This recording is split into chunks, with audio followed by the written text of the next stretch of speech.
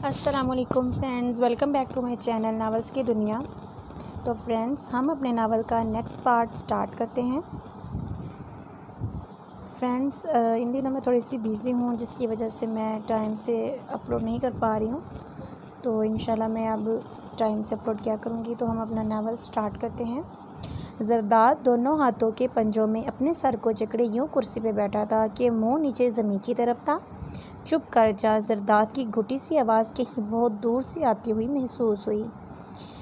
कुछ गलत नहीं किया यार तुमने, इसकी अकड़ ऐसे ही ख़त्म होनी थी। तू रिलैक्स हो जा, बदर ने जरदाद के पास आकर डरते डरते इसके कंधे पर हाथ रख कर कहा था।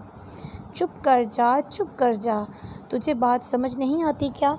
वो दहाड़ा और एक झटके से उठा था। बदर थोड़ा लड़खड़ा सा गया था। वो एक एक लफ्ज़ ठीक बोल कर गई है। गिराना इसे चाहता था, गिर मैं खुद गया हूँ। तेरी बातों में आकर मैंने गलत किया सब। जरदाद का लहजा सख्त था लेकिन शर्मिंदगी से भरा हुआ। अबे जा, तू कोई दूध पीता बच्चा है जो तू मेरी बातों पे ऐसे ही अमल कर गया? बदर ने नागवारी से मुंह बिगाड़ के कहा। मैंने तुम्हें मजबूर थोड़ी किया था, अपनी मर्ज़ी से किया तूने सब। बदर भी अकड़ के सीधा हो गया था। बकवास बंद कर अपनी। जरदाद ने इसके गिरेबान से पकड़ा था। अब वो दोनों गुत्थम गुत्था हो रहे थे। बदर जरदाद के एक ही झटके से ढेर हो गया था। निकल मेरे घर से। बदर ज़मीन से उठा था।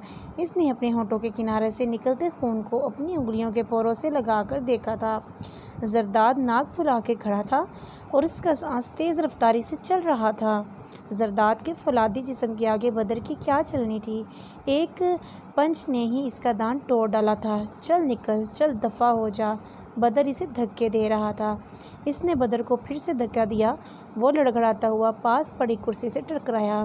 जरदाद ने अपनी शर्ट को झटका दे के दुरुस्त किया, गिटार उठाया और बदर को घूरता हुआ बाहर निकल गया। आप कैसी बातें कर रहे हैं? इसकी हालत तो देखें, इतना तेज़ बुखार है, वो बिस्तर से नहीं उतर पा रही। आप कह रहे हैं इसका प्रैक्टिकल है? डॉक्टर ने तेज़ बुखार में बेसुध पड़ी दनैन की तरफ इशारा करते हुए कहा। लेकिन हमारी बच्ची का साल ज़ाया हो जाएगा। डॉक्टर, बहुत ज़हीन है मेरी बच्ची, सिकंदर पास खड़ा डॉक्टर को कह रहा था। देखें, आपको बच्ची की पढ़ाई से ज़्यादा इसकी सेहत प्यारी होनी चाहिए। डॉक्टर ने सिकंदर के कंधे पे हाथ रखकर कहा और फिर अपनी चीज़ें समेटता हुआ बाहर निकल गया। शाहज़र डॉक्टर के पीछे पीछे निकल गया, डॉक्टर को मेन गेट तक ले जाने के लिए। सिकंदर, डॉक्टर ठीक कह रहा है, कोई बात नहीं, इम्तिहान दूसरी कोशिश में दे देगी। हारून ने सिकंदर को तसल्ली दी। सिद्रा इसके सर पर ठंडी पट्टियाँ कर रही थी और साथ साथ अपने आंसू और नाक दुपट्टे के पल्लू से पहुँच रही थी। इतनी मेहनत की मेरी बच्ची ने, सिद्रा की रूहान सी आवाज़ उभरी। सिकंदर परेशान से खड़े दनैन के चेहरे को देख रहे थे। आंखों के नीचे गहरे स्याह हल्के पड़े थे। होंठों का रंग जर्द था और इन पर पपड़ी जमी हुई थी। चेहरा ऐसे मुरझाया हुआ था और गाल जर्द हुए पड़े थे। सिकंदर की आंखों में पानी आ गया था। दनैन कभी ऐसे बीमार नहीं हुई थी। अब तो इतने दिन हो गए थे, इसका बुखार उतरने का नाम नहीं ले रहा था और अब वो मज़ीद सिद्रा और दनैन को ऐसी हालत में नहीं देख सकते थे। तेज़ी से कमरे से बाहर चले गए थे। अम्मा से तो बात कर लो कम अज़ कम। इश्तियाल जरदाद के पास मोबाइल लेकर खड़ी थी, चेहरे पर बला की परेशानी लिए। इनसे क्या नाराज़गी, इश्तियाल बार बार इनके सामने फ़ोन कर रही थी जिसे वो देख भी नहीं रहा था। होंठ बीच के बैठा हुआ था जबकि नज़रें सामने लगे टीवी पर टिकी थीं।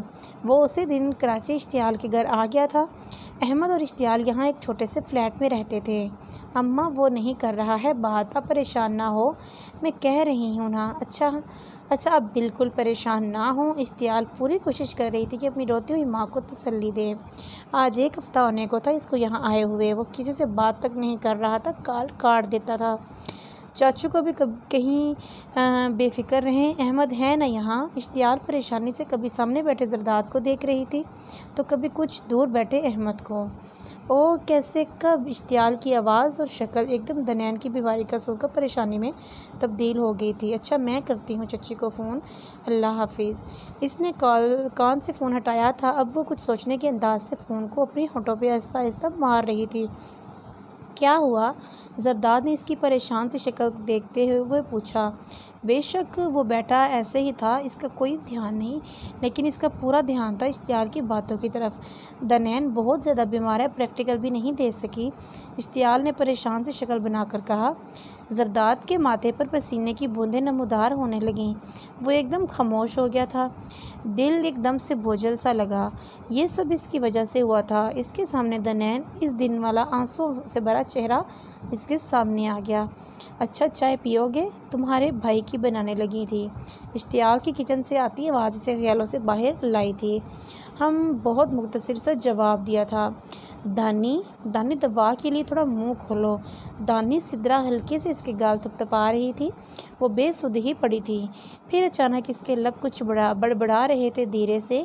सिदरा ने कान करीब किया था ताकि इसकी नेम बेहोशी में की गई सरगोशी सुन ले।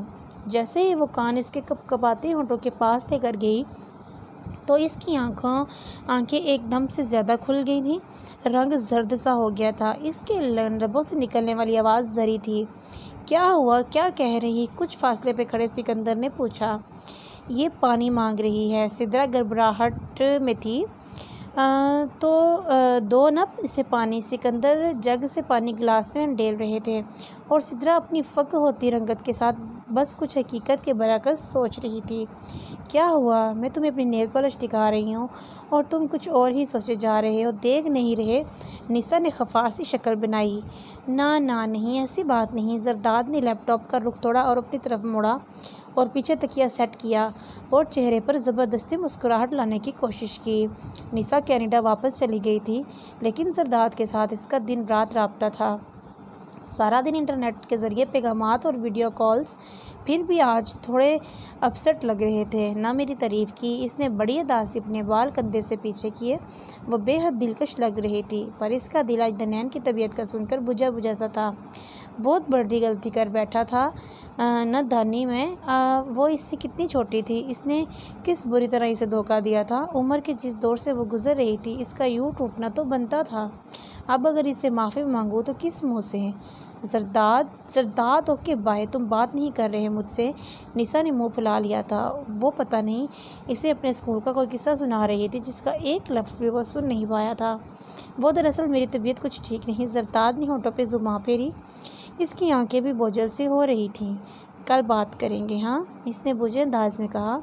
ओके बेबी, रेस्ट करो आप। निसा ने बड़े लाड से कहा था इसे। वो हाथ हिला रही थी इसे। हम ओके। इसने बेदिली से स्क्रीन ऑफ कर दी और तकिए पे ढह सा गया था। दनैन, तुम क्यों उठ के बाहर आई? मनाल इसकी तरफ भागी थी। आज हफ्तों बाद तो वो कमरे से निकली थी और कमज़ोर हो गई थी। आंखें अंदर को धंस गई थीं। लागर सा जिस्म लग रहा था। वो आहिस्ता आहिस्ता चलती किचन की तरफ जा रही थी जब मनाल की नज़र इस पर पड़ी थी। कुछ नहीं मनाल, ठीक हूँ। अब मैं पानी लेने आई थी। हल्के हल्के से कमज़ोरी के चक्कर इसे अभी भी आ रहे थे, लेकिन अब हर वक्त लेटे रहने से वो बेजार सी हो गई थी। अच्छा, फिर पानी पीकर मेरी बात सुनना ज़रा। मनाल की आंखें किसी अनोखी सी खुशी से चमक रही थी। वो सर हिलाते किचन में घुस गई थी। सिदरा और समरा सब्ज़ी बना रही थी और साथ पता नहीं किस किस औरत के कौन से किस्से छेड़ के बैठी हुई थीं। वो पानी लेकर आहिस्ता से चलती मनाल के पास आई। मनाल ने इसका बाजू पकड़कर इसे अपने करीब किया, फिर इसके कान में सरगोशी की थी। जरी सेलेक्ट हो गया है best singer of the year show में। मनाल की आवाज़ में खुशी थी, जोश था।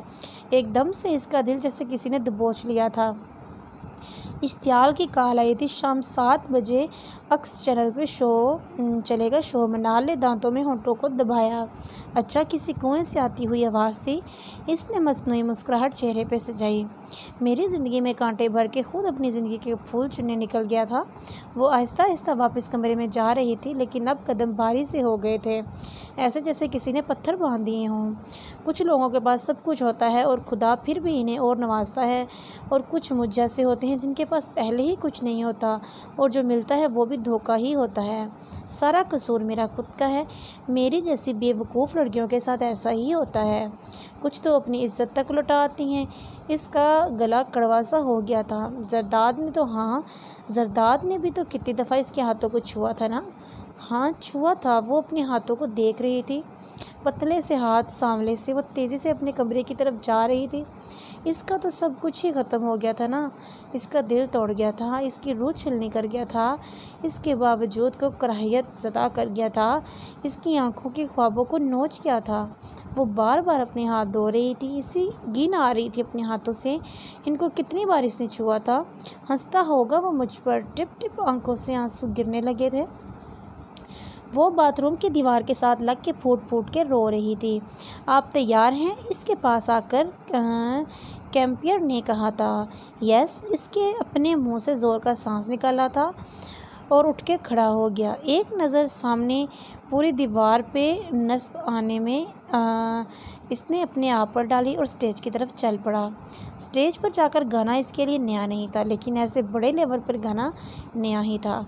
White T shirt, grey check वाला कोट, सलीके से बाल जल से सेट किए हुए और चेहरे पर सदी इसकी वही मखसूस कातिल मुस्कुराहट। जैसे ही स्टेज पर आया था एक शोर हुआ, लड़कियों की चीखें ज़्यादा शामिल थीं। फिर इसने गाना शुरू किया था, माइक को अपने मुंह के करीब लेकर गया। एक दफ़ा थोड़ी सी घबराहट हुई, फिर इसने गाना शुरू किया। पर इसे पूरा पाकिस्तान देख रहा था, पर फिर इसका अज़ली जुनून इस पर तारी हो गया था। वो गा रहा था और जजेस के साथ पूरा हाल झूम रहा था। इसे मज़ा आने लगा था, ज़्यादा जोश और ज़्यादा इसकी आवाज़ बहुत मुनफरिद थी, जकड़ लेने वाली, सहर तारी करने वाली, सरूर सा सुकून देने वाली, दीवाना कर देने वाली। इसने गाना ख़त्म किया था, वो मुस्कुरा रहा था, जजेस को देख रहा था। पूरे शो की नाजरीन तालियां पीट रहे थे। वाओ वाओ वाओ, पहला जज माइक को अपने करीब करके बोला था।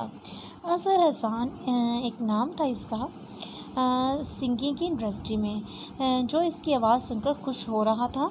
क्या आवाज़ है आपकी। इसने अपने सामने लगे बोर्ड्स पर उंगलियां चलाई थी और इसके सामने बने मेज़ के ऊपर लगी स्क्रीन पर सुर्ख रंग का नंबर 10 चमकने लगा था। तालियां गूंज उठी थी। जरदाद अब खिल के हंसा था। इसने अपने होंठों पर ज़ुबान फेरी और नज़र अब अगले जज की तरफ थी। हैंडसम वह नस्वानी आवाज़ उभरी। रेहा बोल रही थी। अगली जज लड़की थी। बड़ी मोहब्बत से इसकी तरफ देखा। जरदाद ने हंसते हुए अपने दाएं पाँव को स्टेज की ज़मीन पे दाएं बाएं घुमाया। नज़रें अपनी तारीफ पे एकदम नीचे हो गई थी, लब मुस्कुरा उठे थे। वो ब्यूटीफुल वाइज लव यू रेहा ने हवाई बोसा उछाला। जरदाद की आंखों में हल्की सी नमी थी, खुशी इसकी अंग अंग से फूट रही थी। 4 जजेस ने भारी भारी इसे 10 नंबर दे डाले। वो हंसता हुआ वापस वेटिंग रूम में जा रहा था। दिल खुशी से दग दग कर रहा था। आज शो का पहला दिन था और वो धाक बैठा चुका था। फ़ोन की स्क्रीन पर निशा का नंबर चमक रहा था। इसने जोश में नंबर उठाया था। बेबी आई लव यू, वो चीख रही थी खुशी से। लाइव शो पूरी दुनिया देख रही थी। जरदाद कहकहा लगा रहा था। निशा बार बार इसे मोहब्बत भरे बोसे दे रही थी। नमाज के बाद इसने कांपते हुए दुआ हाथ के लिए उठाए थे। मैं क्यों रोती हूँ इसके लिए, वो कितना कुछ करने के बाद भी सुकून में है। मैं क्यों ज़िंदगी बर्बाद करूँ इसके पीछे। अल्लाह मुझे हिम्मत दे, प्लीज़ अल्लाह मुझे हिम्मत दे। गरम गरम आंसू गाल भिगो रहे थे, जैसे मैं तड़पी हूँ। इसके दिल में भी ऐसे ही किसी की सच्ची चाहत हो और वो ठुकरा दे, वो तड़पे। मुझे ये देखना है अल्लाह, मुझे इसके खूबरू चेहरे के पीछे छुपे इस मकरू चेहरे को जलील होते देखना है। इसका दिल न जाने दुख में कितनी वो दुआएं दे रहा था जरदाद को, और अब वो रोज़ करने लगी थी। इसने मुंह पे हाथ रख के नीचे किए, साथ ही आंसू इसकी हथेलियाँ भिगो गए थे। एक नया अज़म था। आंसू अब खुश्क हो गए थे। हर नमाज के बाद दिल पुरसुकून होने के सफ़र तय करता जाता था। इसने पास पड़ा फॉर्म उठाया और फिल करना शुरू कर दिया। जैसे जैसे वह फॉर्म फिल कर रही थी, इसका इरादा और पुख्ता होता जा रहा था। आज जरदाद को घर से गए 7वां होने को आए थे। वो इन 7वां में एक दफ़ा भी घर नहीं आया था। अच्छा ही था वो नहीं आया। दनैन अब इसकी शक्ल तक नहीं देखना चाहती थी। वो पढ़ते पढ़ते पानी लेने के लिए आई थी। लॉन्च में सब बैठे शो देख रहे थे, माँ सिवाय हारून के और इसके। हारून ने से चोरी छुप के सब जरदाद का शो देखते थे, जिसमें सबसे ज़्यादा पुरजोश इसके बाबा थे, सिकंदर। इस बात से अनजान जिस भतीजे के लिए वो तालियां पीट रहे हैं, वो इनकी बेटी की खुशियों का कातिल है। जानबूझ के शाहज़र और सिकंदर रात को हारून को दुकान पर बिठाते ताकि शो सब मिलकर बैठकर देख सकें। जब भी शो लगता वो पढ़ाई का बहाना बनाकर अपने कमरे में आ जाती थी और कानों में उंगलियां ठोस लेती थी कि इसकी आवाज़ कानों में ना जाए। इसकी आवाज़ गूंज रही थी। इसने वापस कमरे में आकर अपने कानों में उंगलियां ठोस ली थी। इसे नफ़रत होती थी इसकी आवाज़ से। जरदाद फाइनल में पहुंच गया था। आज फैसले का शो था। इसके पेपर्स हो रहे थे। दिल अजीब से ज़िद लगाकर बैठा था अल्लाह से। अल्लाह वो हार जाए, प्लीज़ अल्लाह वो हार जाए। इसने कल रात से दूसरे लड़के को पता नहीं कितने वोट दे छोड़े थे। अब वो धड़कते दिल के साथ अपने कमरे में बैठी इसके हार जाने की दुआ मांग रही थी। अल्लाह इसको हरा दे, अल्लाह इसको ज़िल्लत दे, अल्लाह वो हार जाए। दिल बार बार यही कलमात दोहरा रहे थे। वो गा रहा था। दनैन के कानों में आवाज़ पड़ रही थी। उफ, इसने कानों में उंगलियां ठोस ली थी। उंगलियां इस ज़ोर से इसने कानों में डाली थी कि कान दर्द करने लगे थे। किताब सामने खुली पड़ी थी। केमिस्ट्री का पेपर था सुबह को। अब इसका गाना बंद हो चुका था। दनैन ने धीरे से उंगलियां बाहर निकालीं। अल्लाह दूसरा लड़का जीत जाए, प्लीज़ प्लीज़। धम से इसके कमरे का दरवाज़ा खुला था। मनाल सामने खड़ी थी। इसने चौंक कर इसकी तरफ देखा। दानी, दुआ कबूल होगी तुम्हारी, जीत के भाई। वो चहक कर इसके पास आई। दनैन का चेहरा कर्ब से जर्द पड़ गया। मनाल इसे गोल गोल घुमा रही थी और इसके वजूद के साथ इसका दिल भी गोल गोल ही घूम गया था। आज फिर अल्लाह ने इसी का साथ दिया। वो जीत गया, वो जीत गया। इसका दिल खून के आंसू रो रहा था। आज फिर वो हंस रहा था, चहक रहा था। मनाल बाहर जा चुकी थी। वो साकत बैठी थी। बाहर सब लोग खुश हो रहे थे। साथ टीवी का शो था। वो भी ऐसे ही खुश होगा आज। इसने सामने पड़ी किताब को उठाया था। वो पूरी कुव्वत सामने दीवार से दे मारा था। मैं जा रहा हूँ ना, तो करता हूँ बात बेबी। अच्छा, अब बाहर आप इंतज़ार कर रही हैं। ट्रीट दे रहा हूँ आज इनको अपनी जीत की खुशी में, अहमद भाई और आपी को। वो चहक रहा था, गर्दन टेढ़ी करके फ़ोन को कान के पास जकड़े हुए था, जबकि इसके हाथ शर्ट के बटन बंद कर रहे थे। तो कम से कम इश्तिहाल आपी से तो बात कर लो ना, निसा खफा लहजे में बोली। ओके बाबा, करूँगा ना बात। अब जाऊँ, इजाज़त है? सारी रात बात करेंगे आज। Okay promise. इसने बच्चों की तरह इसे लालच दिया, जबकि इश्तियाल बार बार इसे आवाज़ें दे रही थी। इसकी हालत भी ऐसी ही थी। इसने भूख बर्दाश्त नहीं हो रही थी आजकल। 2 माह बाद इसकी डिलीवरी थी। इसी को लेकर जरदाद को हैदराबाद जाना था। जब निसा को ये बताया तो वो पीछे पड़ गई कि इस वक्त वो घर बात करे लाजमी, ताकि समरा और नीलम से बात करे और इन लोगों की बात आगे बढ़े। नहीं करते तुम बात, सो जाते हो, हमेशा ही हेलो हेलो करती रह जाती हूँ। वो अभी अभी खफा थी इससे। नहीं बेबी, नहीं सोता आज, प्लीज़ अब तो जाने दो ना मेरी माँ, जरदाद ने रोने के अंदाज में कहा। निसा खिलखिलाती हंसी की आवाज़ फ़ोन से उभरी थी और जरदाद ओ आओ इधर। अज़हर ने खुशदिली से इस्तकबाल किया इसका। बेस्ट सिंगर मुकाबला जीतने के बाद ये इसका पहला प्रोजेक्ट था जो इसे मिल रहा था। अज़हर हसान की वजह से था। वो ये समझता था कि जीतने के बाद शायद इसे फ़ौरन ही हाथों हाथ में लिया जाएगा, लेकिन ऐसा नहीं हुआ था। ये इंडस्ट्री इससे ज़्यादा तजर्बाकार गुलकारों से भरी पड़ी थी। अपनी जगह बनाना इतना आसान नहीं था। आज 2 हफ्ते गुजरने के बाद अज़हर ने इसे एक ड्रामा के टाइटल सॉन्ग को प्लेबैक के तौर पर गाने के लिए बुलवाया था। वो स्टूडियो में खड़ा था। इसे तर्ज तकल्लुम, लहजा सब बताकर एक कागज़ पकड़ा दिया गया था। इसने माइक को अपने मुंह के आगे सेट किया।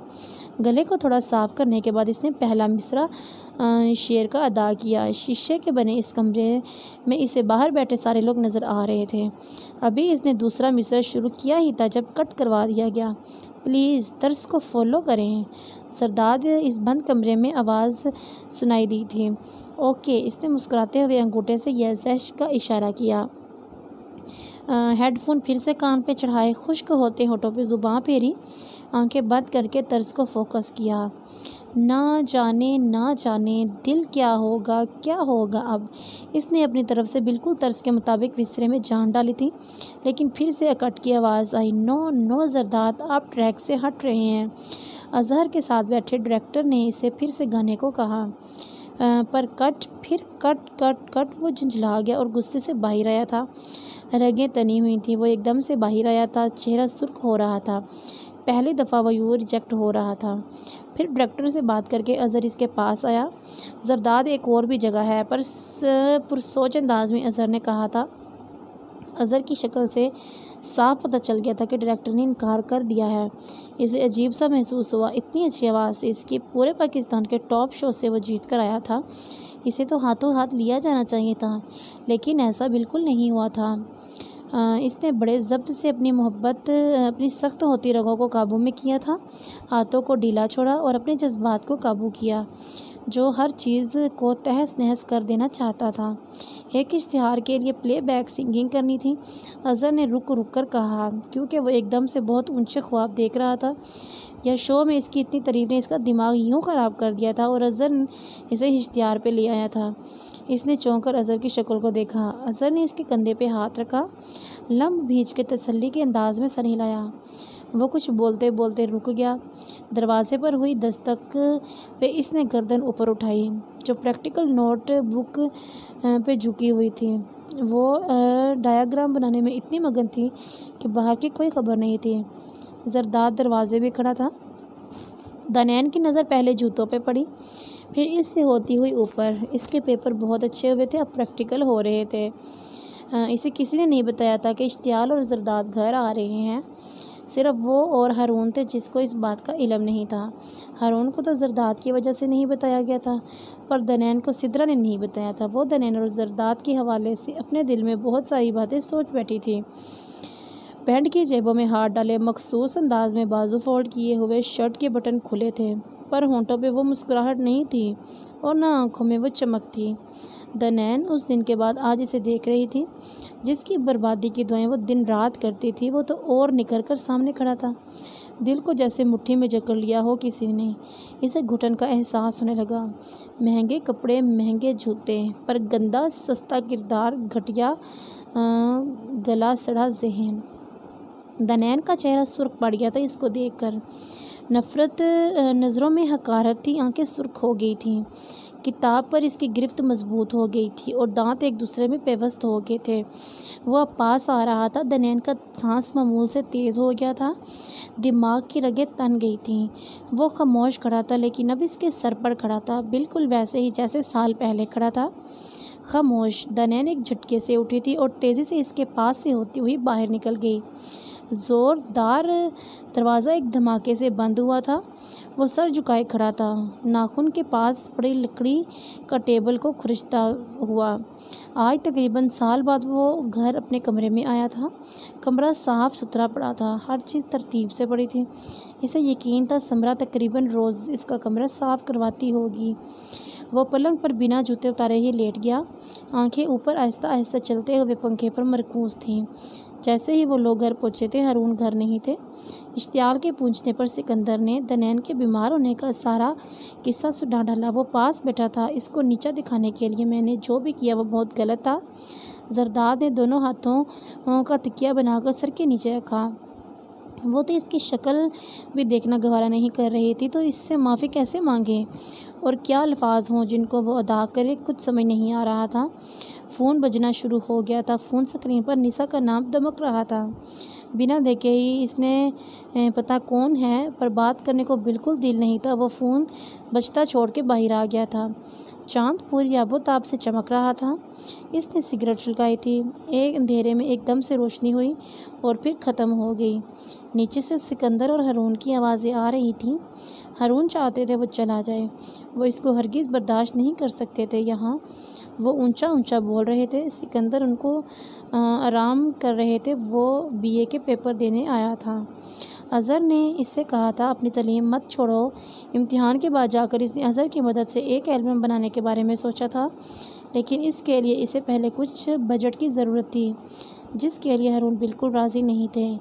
जलती सिगरेट इसकी उंगलियां जला गई थी। वो कान लगाकर नीचे होने वाली गुफ्तगू सुनने में इतना मगन था।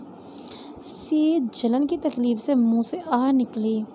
जल्दी से इसने सिगरेट गिराकर उंगलियों को अपने मुंह में रख लिया था। कॉलेज के गेट के बाहर इसे देखकर दनैन का खून तक झल के रह गया था। माथे पे 100 बार डाले वो पास से गुजरने लगी तो ज़रदाद ने आवाज़ दी, दनैन। दनैन, 1 मिनट, कहाँ जा रही हो? इसके लहजे में इल्तगा और शर्मिंदगी का घुला मिला हज़र था। कार इधर खड़ी है। वो इसके तेज़ तेज़ चलते कदमों के साथ कदम मिलाता इसे कह रहा था। मेरी बात तो सुनो, 1 मिनट, कार में बैठो। वो इसके बिल्कुल सामने आ गया था। दनैन एकदम से रुकी थी। दिल किया इसकी इस हरकत पे आज इस करके वो चेहरे पर एक चमाट जड़ दे। दनैन ने मुंह का रुख दूसरी तरफ किया और पास खड़े रिक्शे को हाथ से इशारा किया। दनैन, ये क्या बेवकूफ़ी है, मैं लेने आया हूँ ना। जरदाद ने दनैन को बाजू से पकड़कर इसका रुख अपनी तरफ किया। वो करंट खाकर पीछे हुई। खबरदार, अगर मुझे हाथ भी लगाया तो मैं खुद जा सकती हूँ और कोई ज़रूरत नहीं मुझे यूँ लेने आने की। दनैन ने हकारत से देखते हुए कहा। अच्छा चलो, कोई बात नहीं, ना करना, फिर चलो तो सही। ऑटो क्यों करवा रही हो? जरदाद ने कार की तरफ इशारा किया। नहीं, मुझे नहीं जाना तुम्हारे साथ। तुम्हें बात क्यों नहीं समझ आती? दनैन की आवाज़ ऊंची हो गई थी। लहजा थोड़ा सख्त हो गया था, लेकिन आवाज़ में हल्की सी कपकपाहट थी। ओए ओए, क्यों तंग कर रहा है बच्ची को? रिक्शे वाले ने मुंह बाहर निकाल कर कहा। मुंह से पान के छींटे बाहर को निकल पड़े, जिसको अपने गले पर लटके कपड़े से साफ किया और खूंखार नज़रों से जरदाद की तरफ देखा। दनैन तेज़ी से रिक्शे में बैठी थी। चले भाई, इसने अपनी फूली सांसों को बहाल करते हुए कहा। रिक्शा धूल उड़ाता इसके पास से गुजर गया। जरदाद ने ज़ोर से किक की शक्ल में ज़मीन पर पाँव मारा और मिट्टी उड़ाकर इसी के जूते गंदे कर गई थी। क्या बात कर रहे हो जरदाद? वो बहुत अच्छे लोग हैं, वो बहुत ऊंचे लोग हैं, तुम्हें पता है ना तुम्हारे अब्बा का? समरा ने अपनी गोद में पड़े इसके सर को हटाते हुए क्या बात कर रहे हो जरदाद? बहुत ऊंचे लोग हैं, तुम्हें पता है ना तुम्हारे अब्बा का? समरा अपनी गोद में पड़े इसके सर को हटाते हुए परेशानी से कहा। अम्मा, एक दफ़ा बात तो करे, वो मान जाएंगी, निसा राज़ी कर लेगी उनको। जरदाद ने उठकर मीटे से बैठे हुए मिन्नत के अंदाज में कहा। क्यों तो हर वो काम करता है जिस पर तेरे अब्बा नाखुश होते हैं। बख्श दे मुझे। समरा की आवाज़ रूहान सी हो गई थी। वो तंग आ गई थी। इससे रो रो के इस उम्र में इनकी आंखें दर्द करने लगी थीं, और वो जब भी रोई जरदाद की वजह से ही रोई। अच्छा अम्मा, अब रोना शुरू ना हो जाना, मैं कह रहा हूँ ना, एक दफ़ा बात करके तो देख। अभी तो कुछ करता भी नहीं है। समरा ने अपना अगला दुखड़ा रोया। इसकी वजह भी अब्बा ही हैं। माँ, वो थोड़ा सा और करीब हुआ समरा के। अगर मुझे कुछ पैसे दे दे तो मैं अपना एक एल्बम बना सकता हूँ। बस एल्बम बनने की देर है और फिर सब फिट हो जाएगा। वो समरा के चेहरे को अपने हाथों में लेकर बोला था। समरा ने बेचैनी से इसकी तरफ देखा था। ना तेरे अब्बा तुझे पैसे देंगे, ना बने तेरा ये एल्बम। वो उठकर वहाँ से चली गई थी। मोहतरम, अब एक नई मुश्किल में डाल रहे हैं सबको। मनाल ने कीनो छीलते हुए दनैन से कहा। दनैन ने सवालिया नज़रों से देखा, लेकिन मुंह से कुछ नहीं बोला। वो याद है प्यारी सी लड़की जो इश्तियाल आपी की शादी पर आई थी? मनाल ने राज की बात करने के अंदाज में थोड़ा सा करीब होकर कहा, और कीनो का सिलाई मुंह में रखा। वही निसा। दनैन के कुछ ना बोलने पे इसने खुद ही बता दिया। जनाब कह रहे हैं इसके साथ मेरे रिश्ते की बात चलाएं। लो पूछो भला, ये काम भी अब्बा की मर्ज़ी के ख़िलाफ़ ही कर छोड़ा। मनाल वाकई परेशान थी, या सिर्फ पोज ही कर रही थी? लेकिन दनैन के दिल में ज़रूर एक चुभन सी हुई थी। इसका अब यहाँ बैठना मुश्किल हो रहा था। वो अपनी किताबें समेटने लगी। कहता है आंटी से बात करें, और वो नीलम आंटी से। मनाल दनैन के तासुरात से यकसर बेनियाज बोले जा रही थी। अरे भाई, कहता निसा खुद राज़ी कर लेगी अपने घर वालों को। ठाठ देखे थे तुमने शादी पे इसके, वो क्या गुजारा कर लेगी हमारे घर में? मनाल अब सवालिया अंदाज में दनैन से पूछ रही थी। पता नहीं, मैं क्या कह सकती हूँ। दनैन ने खुद पे काबू पाकर कंधे झुकाए, जबकि इसका चेहरा सुर्ख हो रहा था। अच्छा, मैं जा रही हूँ, पढ़ना है मुझे। दनैन ने बेजारी से किताबें उठाई और मनाल को देखे बिना आगे चल दी। मनाल ने अजीब सा मुँह बनाया। वो अभी इसके साथ और गप्पे लगाना चाहती थी, पर दनैन ने कोई साथ ना दिया।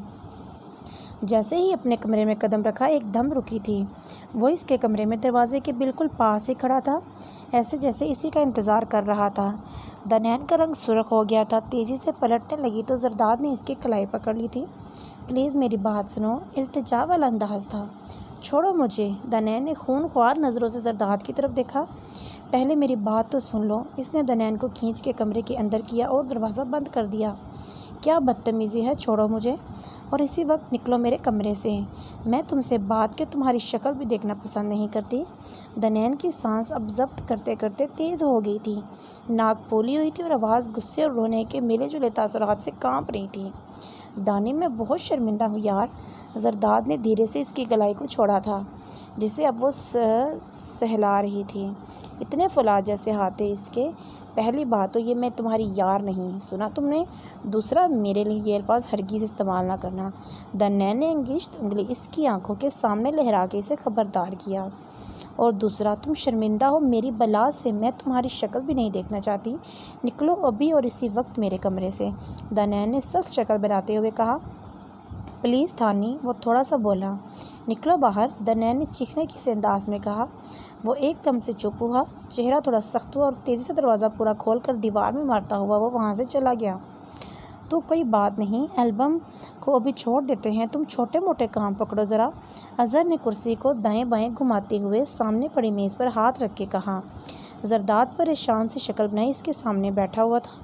हारून ने इसे एक भी पैसा देने से मना कर दिया था और सिकंदर के हाथ में कुछ भी नहीं था। उन्होंने बहुत कोशिश की वो कुछ ना कुछ कर दे, लेकिन इतने पैसों का इंतज़ाम इकट्ठे करना मुमकिन नहीं था। देखो, एक टॉक शो के लिए मैंने तुम्हारी बात की है, वहाँ इन्हें एक सिंगर की ज़रूरत है। अज़हर ने अपनी ठोड़ी पे उंगलियां फेरते हुए जरदाद को कहा।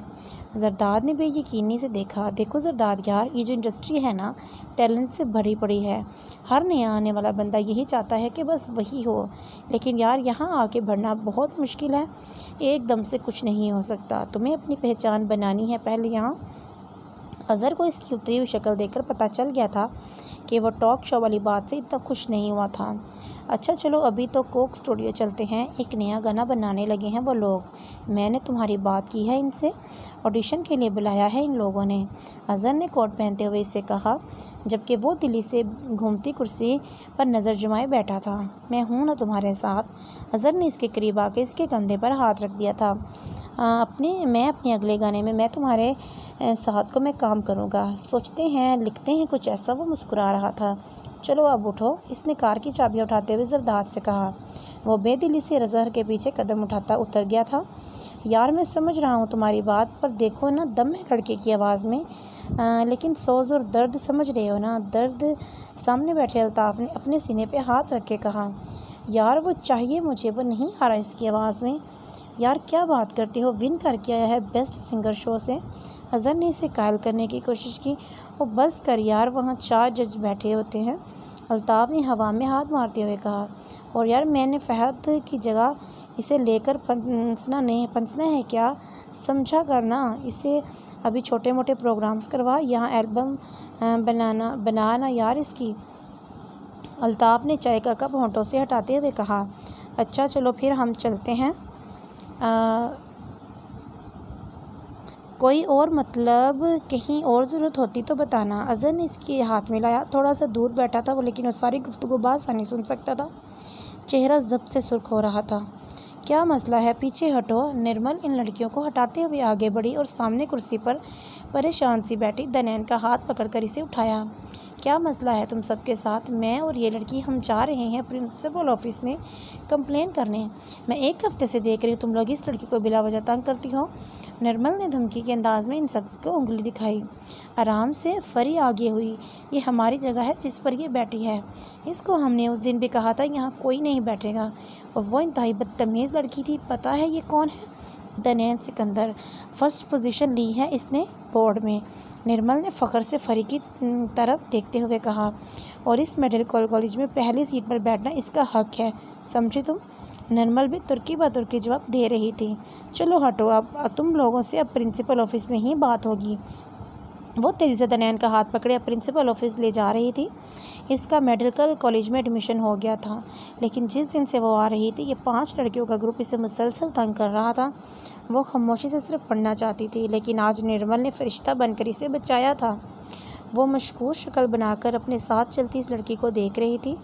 तो लड़ाई तो तुमने शुरू की होगी ना? इश्तियाल ने इसे पानी का गिलास पकड़ाया। जरदाद ने पानी पीते पीते आंखें ऊपर करके इसे गोली डाली। क्या मतलब तुम्हारा? मैं 2 साल से वो प्रोग्राम कर रहा हूँ। इनकी रेटिंग को इतना ऊपर लेके गया और इन्होंने सिंगर तब्दील कर दिया। थकी हुई आवाज़, शेव बढ़ी हुई शर्ट के कफ चढ़े हुए बोझल सी आंखें।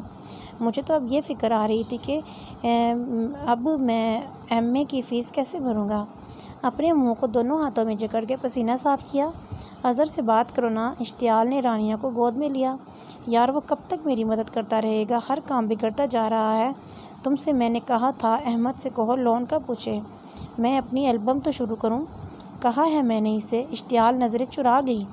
अच्छा परेशान ना हो, मैं दुआ करती हूँ ना। क्या बद्दुआ? वो जो अपने सर को नीचे गिरा के ज़मीन पर नज़रें जमा के बैठा था अचानक चौंके ऊपर हुआ। अरे पागल, दुआ कहा है, अल्लाह न करे कोई बद्दुआ दे। इश्तियाल ने इसके सर पर थप्पड़ लगाया। नहीं, कोई तो ऐसा हो सकता है। दनान का चेहरा छम से जरदाद की आंखों के सामने था। इसने तकिए पर अपना सर रखा। सर में शदीद दर्द था, ऐसे जैसे फटा ही चाहता हो। हाँ, दनैन है वो जो जिसे इसने बहुत दुख दिया। 2 साल पहले का वो दिन इसे याद आ गया जब वो इससे माफ़ी मांगने गया था। इसने माफ़ तो नहीं किया इसे। जरदाद को अजीब सी घबराहट हुई। इसने बहुत जतन किए पर अभी तक वो अपनी सही जगह नहीं बना पाया था। इसने अज़हर के कहने पर एमए इंग्लिश स्टार्ट किया था। अच्छे स्कूलों में पढ़ने की वजह से एक इंग्लिश ही तो अच्छी थी इसकी। हारून ने घर में इसका दाखिला मना कर दिया था। एक टॉक शो में वो एक सिंगर के तौर पर काम कर रहा था। इसके डायरेक्टर के साथ प्रोग्राम की चेंजेस पर इसकी बहस हो गई तो डायरेक्टर ने सिंगर चेंज कर लिया। वो दिल बराश्ता होकर घर वापस आ गया, लेकिन अपनी आदत से मजबूर इसके स्टूडियो के 4 बंदों के दांत तोड़ आया था। मतलब वापसी का कोई चांस नहीं।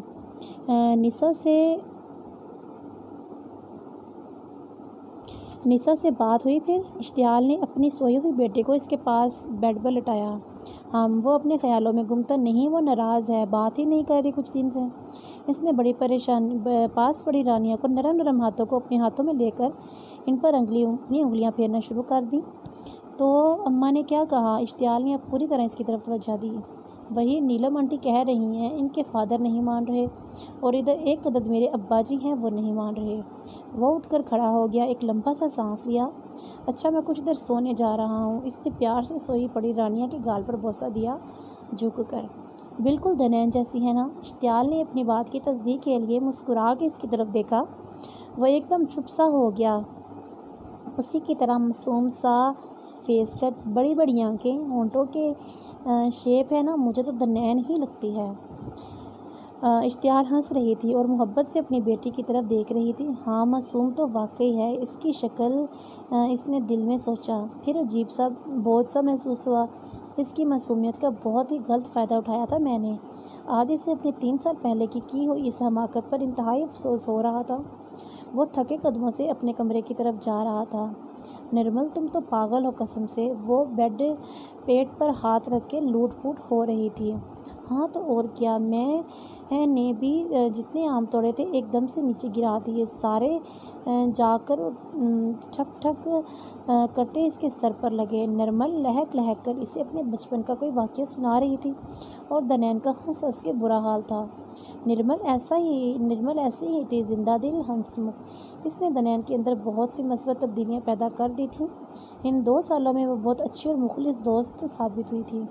इसने दनैन की शख्सियत ही बदल डाली थी। निर्मल बहुत अच्छे से घराने से ताल्लुक़ रखती थी और काफ़ी दिलबर फैमिली से थी। इसने दनैन का हुलिया ही सवार के रख दिया था, इसको अपने साथ पार्लर ले जाकर। इसने दनैन को पूरे तमाम अपना ख्याल रखने वाली और एक वेल ड्रेस्ड लड़की में तब्दील कर दिया था। गर्दन से नीचे आते बाल अब कमर तक आने लगे थे। बनुए सलीके से क्या बनी कि इसका माथा और आंखें वाजिया हो गई थीं। पहले तो कभी अच्छी तरह से मुंह न धोती थी। अब निर्मल अपने साथ शॉपिंग पर लेकर जाती तो पता नहीं क्या इसे भी ले देती। वो अरे नहीं करती रह जाती थी। कद तो इसका पहले ही लंबा था, अब जिस्म भी थोड़ा भरा भरा हो गया था। वो खुश रहती थी। निर्मल खाने की बहुत शौकीन थी, तो आए दिन दोनों कहीं ना कहीं होती। निर्मल को दनैन से जो फ़ायदा था वो इसकी जहानत थी। वो निर्मल की स्टडी में बहुत मदद करती थी। वो देख आ रहा इधर तेरा दीवाना। निर्मल ने शरारत से आंख दबाकर दनैन की तरफ देखा। जैन मुस्कुराता हुआ इन दोनों की तरफ आ ही रहा था। क्या मुसीबत है, उठो चलो यहाँ से। दनैन जल्दी से अपनी किताबें उठा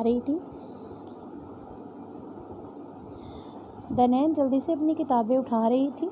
कितनी जालिम हो ना तुम, बेचारा 2 साल से तुम्हारे पीछे है। मजाल हो जो कभी लिफ्ट कराई हो तुमने इसे। मुझे पता है वो कितना दीवाना है मेरा। मुझे इन चीज़ों में कोई इंटरेस्ट नहीं है। और अब तुम उठो, नहीं तो आके वो साहब दिमाग चाटने लगेंगे। दनैन के माथे पर बल आ गए थे। जैन इनका क्लास फेलो था, बहुत ही ज़हीन तालिब इल्म। वो और दनैन पूरी यूनिवर्सिटी में अपनी जहानत की वजह से